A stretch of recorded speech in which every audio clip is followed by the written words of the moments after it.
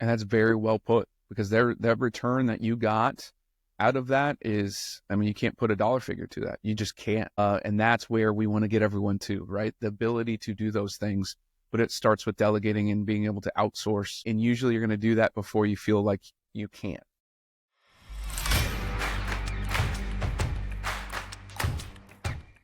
So that it's just sort of, dude, man, Black Mammoth. Yeah.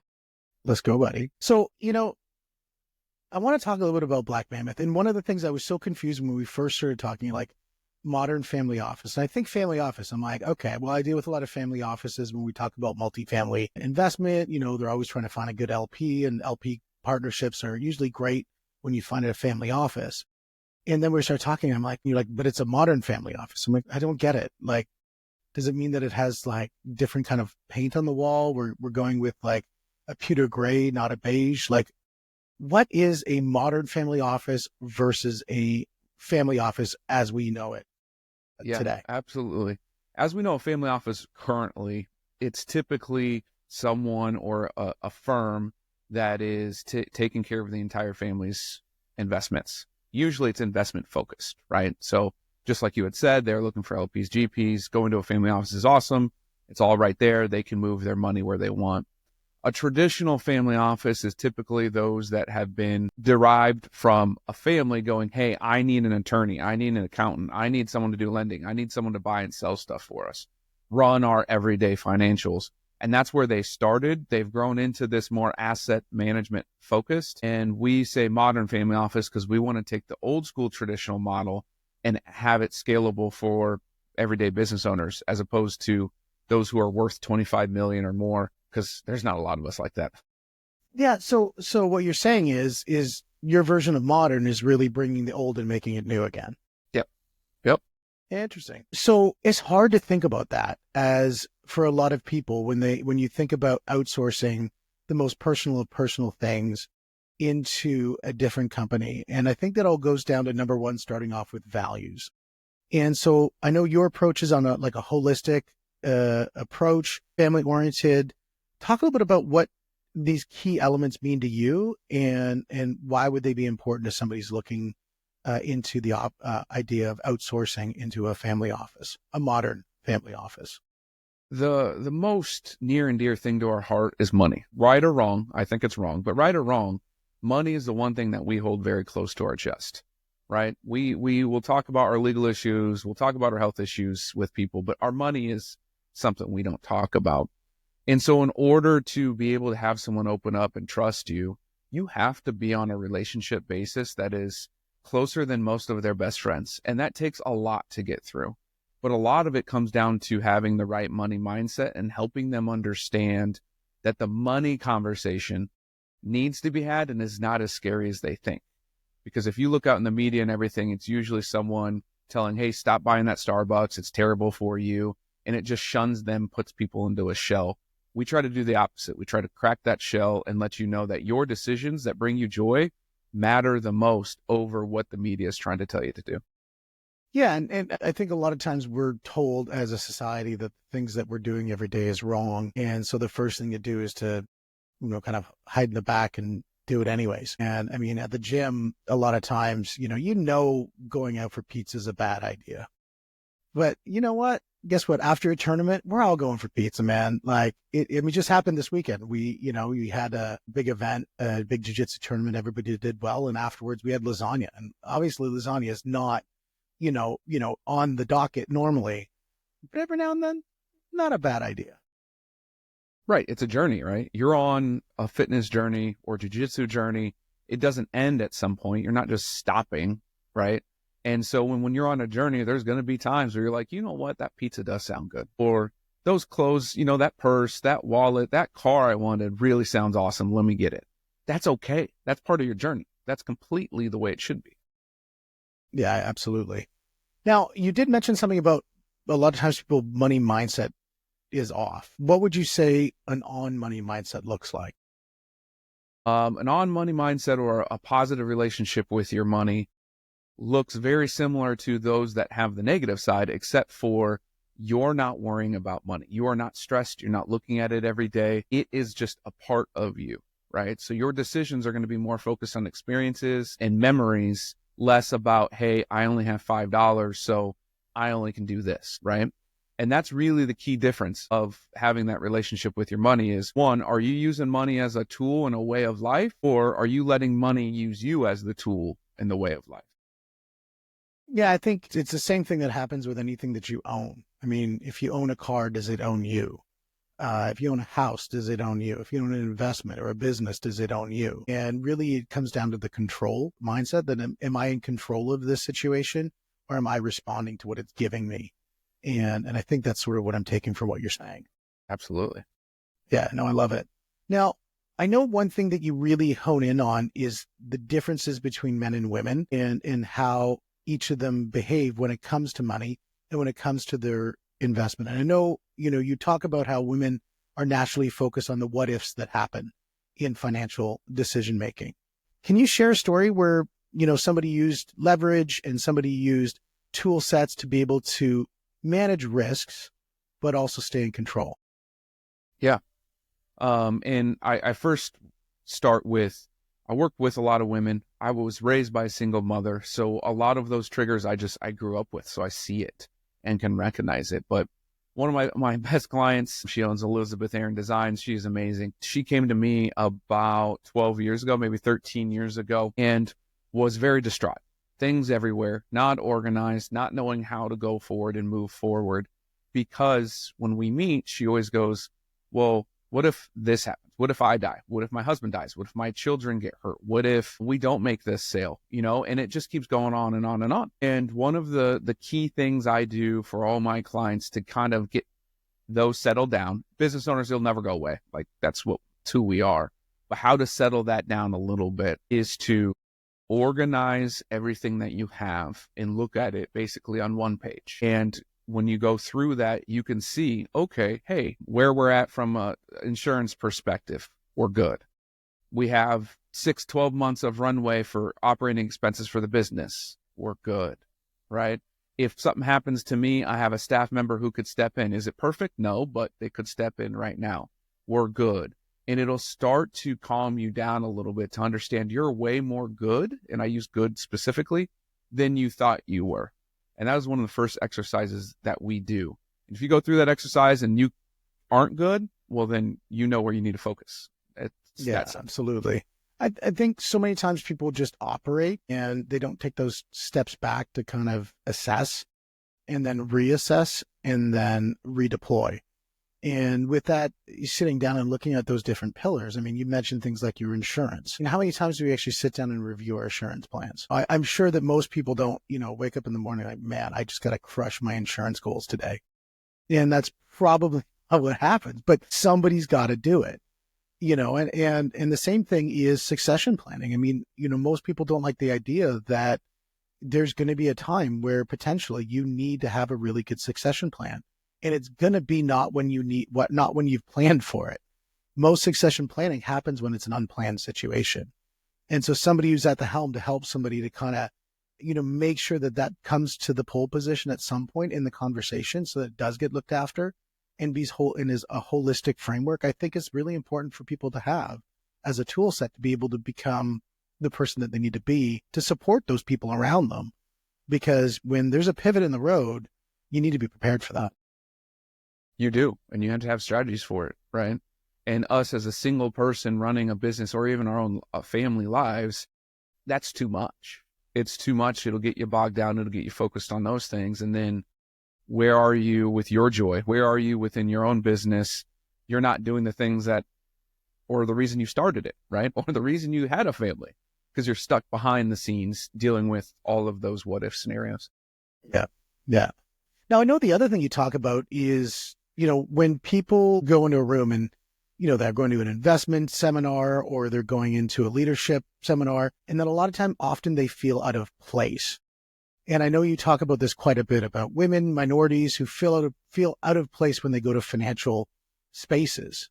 How can they turn that discomfort into leverage and turn that into becoming an advocate for themselves and to give them that independence and the agency to assert themselves in those spaces? Yeah, it's not easy. Okay. It still happens to me. I'll tell everyone that I still go into rooms I'm like, wow, I am the only black guy here, or I'm one of 4 out of 500.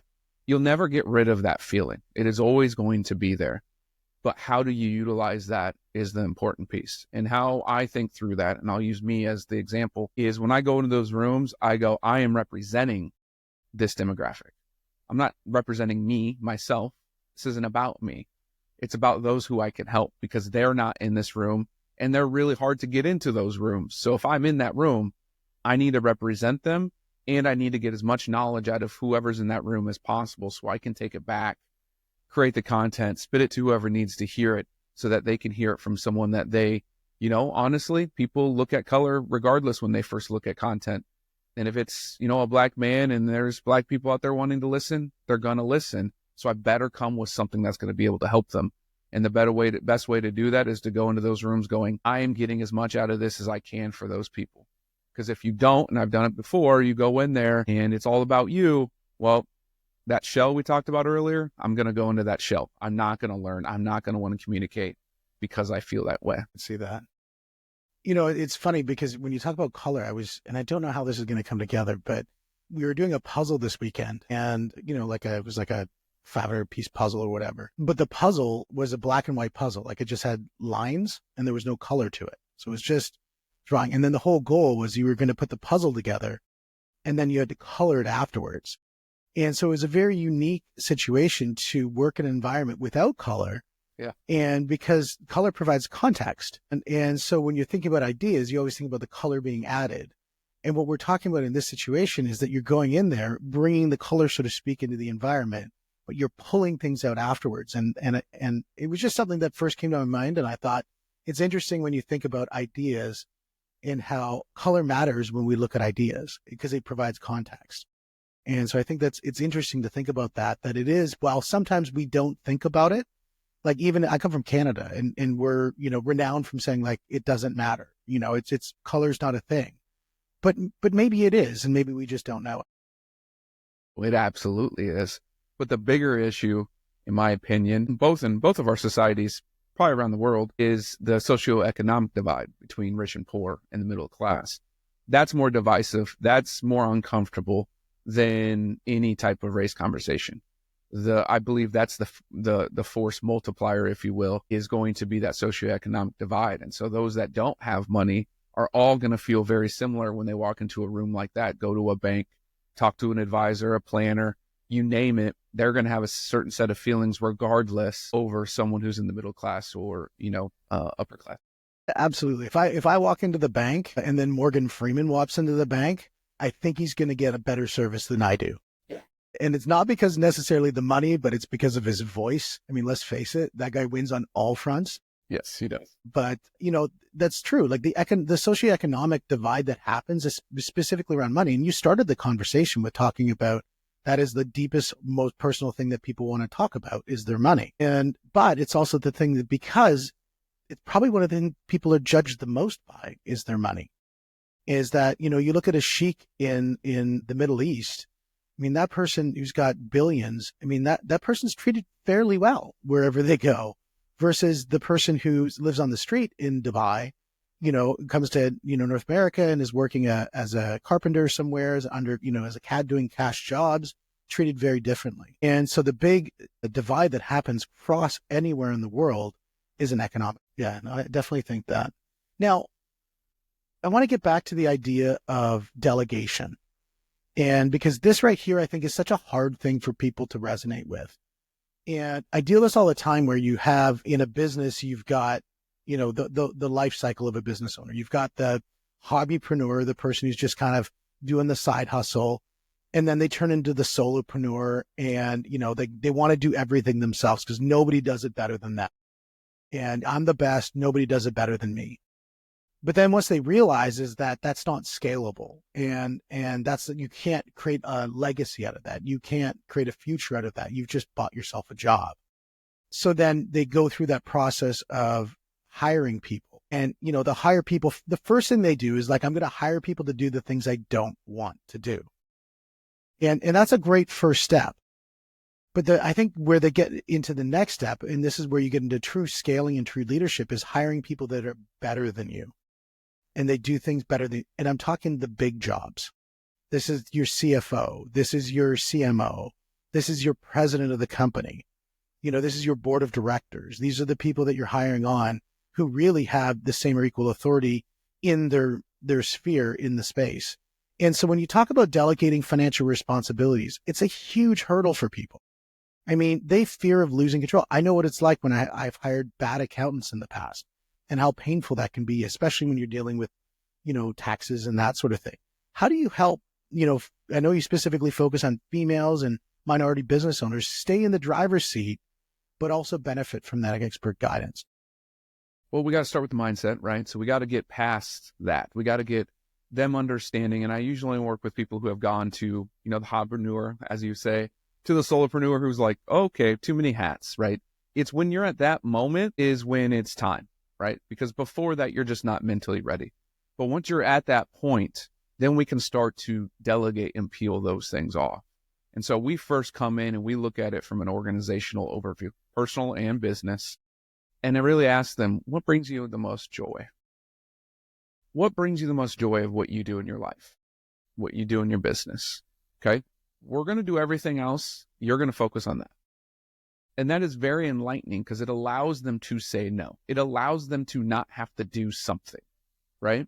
And that is the first step that we have to accomplish, is whatever that may be. It might be sales that you're really good at. It might be operations, HR. You might be the CFO. Whatever your lane is, we need you to have the energy for that and not looking at everything else. So once we can establish that, then we can either fill in those parts or hire those parts. And we do it over sort of journey, if you will, because if we don't and we go too fast, they'll feel like they're out of control. They're spinning out of control and they have no control. When realistically, legally, and all those things, all business owners do, unless they give away more than 51%, of course. And so we want to make sure, hey, you're good, but also we're on the right side of them in their right hand going, you go focus on that. We always have your back and we're here to support. That first step allows them to get over that first hurdle of, oh, no, I have to delegate these things and I'm better than everyone else. Yeah. And I think the other thing too is when you're delegating, it doesn't just mean you're closing your eyes and hoping everything's good. When you're delegating, there's typically key performance indicators that are put in place. There's measurement criteria for what defines success. And so that when those decisions are being made on their behalf, they know that the right decision is being made because they can see the outcomes happening, and then they can pivot if required. Yeah. And them taking a back seat allows them to see that easier, right? It's more visually seen when you are not in it and you're back off, right? The 30,000 foot view, whatever you want to use as an analogy. But when you're not knee deep in it and you're able to step back, that becomes clearer. Those KPIs are a lot easier to see. It is a lot easier to judge people and move them in positions or fire them or whatever you need to do when you're not knee deep in it and you're actually seeing it from above. And that's what we allow them to do. We give them the ability to say, yeah, I'm going to do that, as opposed to, I can't do it, right? I can't trust anybody. I can't do this. We got to get that word out of their mouth as fast as possible. Yeah. I mean, I think about it. If you think about you're a parent and you're raising your kids versus you're the grandma and you're providing guidance. And in this situation, what they're doing is they're, in essence, kind of becoming the grandma of their own business. Not saying that women become old by doing business with you, but the rapid aging in it that happens. It happens. But what happens is it frees them up from the daily minutia. I've seen this happen so many times where you have a family and the husband and the wife are falling to pieces. And why they're falling to pieces, because what they're doing is they're always arguing on who's taking the kid here, who's taking the kid there, who's making lunches, who's doing the laundry, who's doing this. Then they finally bend and they hire a nanny. And not only does that save them time that they can focus on growing their business, I can guarantee the hours that are saved on doing minutia, because you're not building a relationship by doing their laundry. You're not building a relationship with your kid by making their bed. You're not, those things aren't add values to the relationship with your kids. So the nanny can help with that. And it also saves you because you're not getting a divorce, because now you're better communicating. Maybe you can have more date nights and all these other things. So you can actually scale your relationship. You can scale so many other things because you're taking away this. And what I see is in this situation that a lot of the stuff that you're looking at are things that have to be taken care of. They're not minutia, but they have to be taken care of. And as people scale up in their business, they have to scale up the things that they have to be able to give away. Absolutely. But Steve, this is the question we always get. But it costs money, right? I don't see me spending $1,000 on someone to hire them and getting $1,500 in the next month out of them, right? I don't see that. I don't really see that happening. What's true? You're not going to see a dollar for dollar type of return. What you're going to see or feel, more importantly, is more time and more freedom and less on your plate, because we're all humans. We only can take on so much, and we only have so much energy every day in our brain. And if you're I would disagree with you completely. Really? Because I personally think that, the poor, they spend time for money and the wealthy spend money for time. And I see that if you're buying time back, they're immediately seeing a return on their money. And so saying that they're not going to get 50 cents back on the dollar, I disagree, because anytime you can buy your time back, you're getting an enormous amount of savings. And I can guarantee if they're spending the money on anything that they're outsourcing, if they're in that situation that they're ready to do it, the savings are already there. Yeah, I agree 100% with you in that regard. But most people don't feel that way. They want to see, hey, just like an investment, I want to see a 10% return, and I want to see it on the first of the month. I'm talking about actual dollar changing. Now, what you're talking about is the feeling, and absolutely they're getting a better return. They just have to have that mindset. So those that have triggered that are going to see it and feel it immediately. Those that are listening that haven't got to that stage are going to be fighting that right now. And ultimately, at the end of the day, what they need to see and what they need to feel is that time freedom, because then they can scale. Then they have more capacity, and then it takes off from there. Absolutely. And I think, if they take the mindset of the Pareto principle, which is, what will happen is many times you look at your day and you fill your day with just stuff rather than starting off your day in purpose. When you start off your day in purpose and you look at the tasks that you have that day and you're saying, okay, how many of these support my one main goal for the day? And if they don't, you take them off the table. And if you can find somebody else to do it, now you can spend more time focusing on the things that are going to have the highest impact. And every time that I do a task personally, I figure out, is this the last time that I have to do this task? Because if it is, and I found somebody else to do it, then I've succeeded. If I have to do this task again, I really hope it's a high value task. I really hope it's a high value task, because, and I've got to succeed at doing that high value task, or I've got to find somebody else to do it. And so every day as you go through it, you're going to figure out if it's a high value task, are you successful at doing that high value task? Then keep on doing it. If it's a high value task and you're not, find somebody else to do it, and you'll accelerate so much faster. And by value, I want to put in there that it's not always a value in terms of dollars. It might be a value in terms of what brings you happiness and joy, or you just like doing. So those thinking like, hey, value is always about money. It's not. It's about what do you enjoy doing too. So that's what I want to fill that in for you there a little bit, Steve, is the fact that like value comes from different parts. It doesn't always have to be because it brings me the most money for my business. Well, I was at jiu-jitsu this weekend at a tournament, and one of the ladies in our comp team, she joined our comp team when she turned 53. She started jiu-jitsu when she was 52. And being part of the journey to help her go from 52 to 53 to competing to winning silver at a tournament, and just seeing the joy that brought her, that was number one.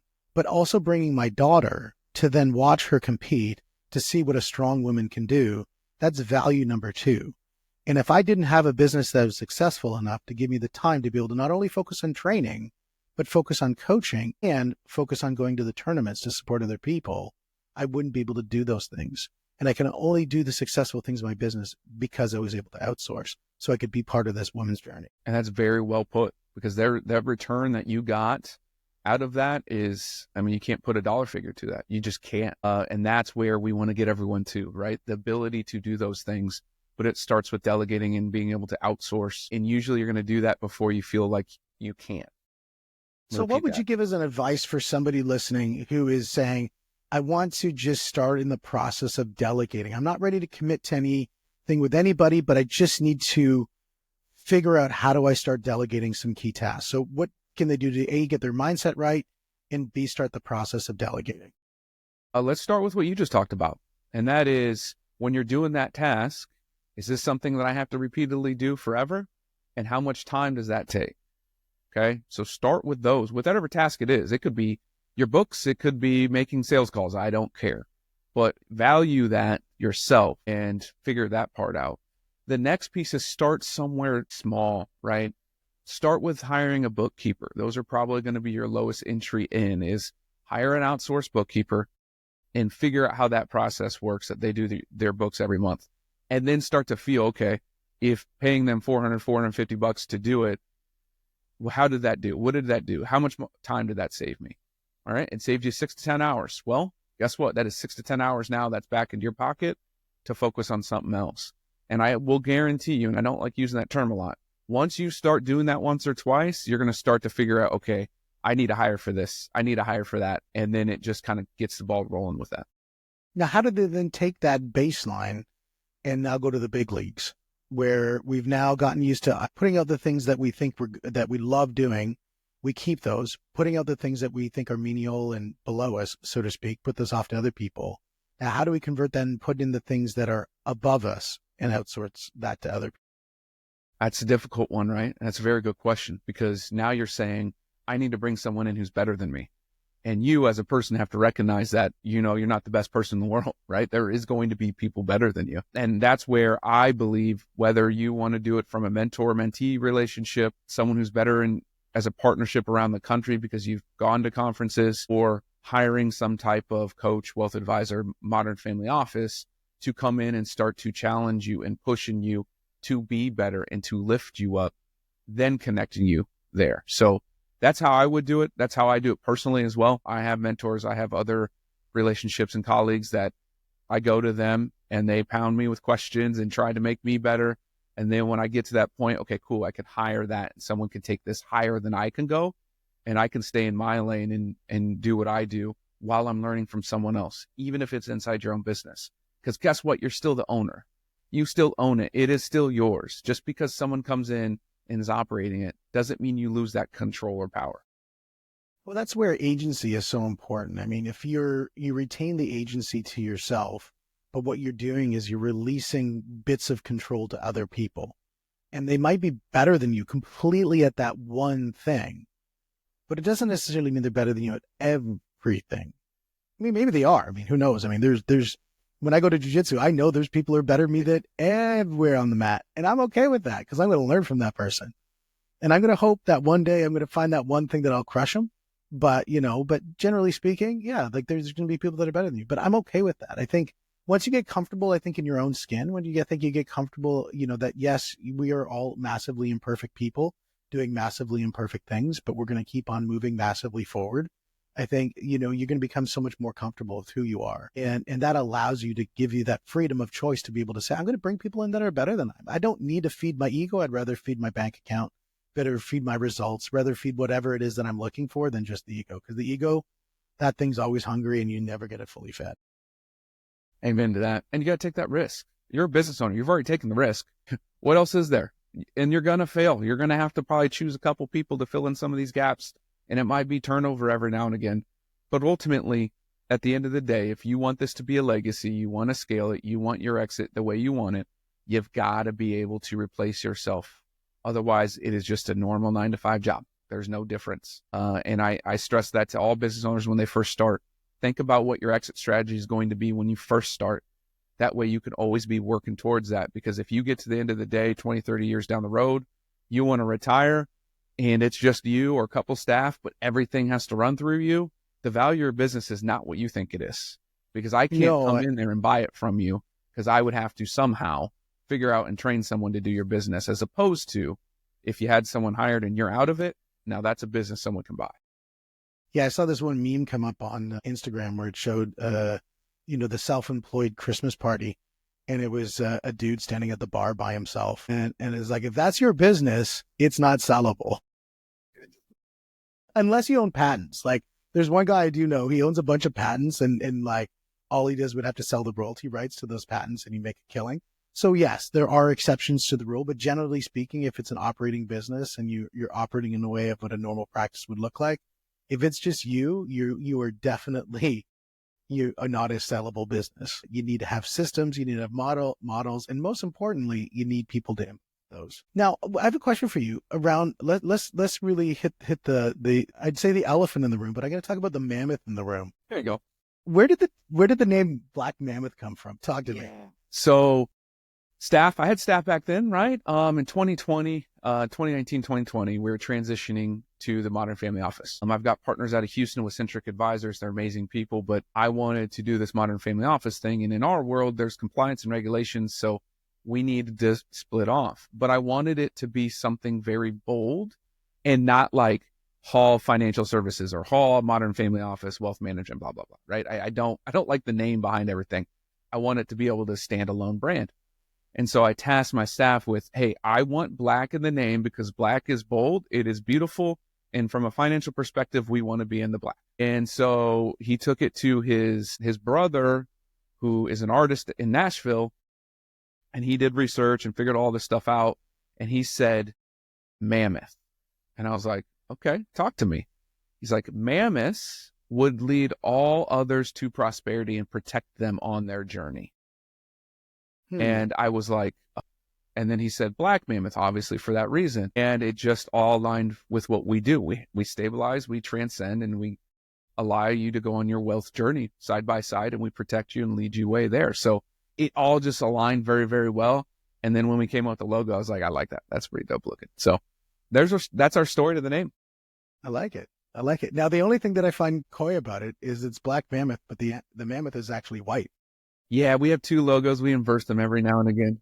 I like the black background better, which is funny, but that logos. I like it. I think it was a bold, and I was like back then. So I got hit by that. And then I was like Modern Family Office. And so, I mean, today has been fantastic because I've learned, not only in our conversation before, but now just really what a modern family office is, because I've never actually, to be honest, ever heard the term before.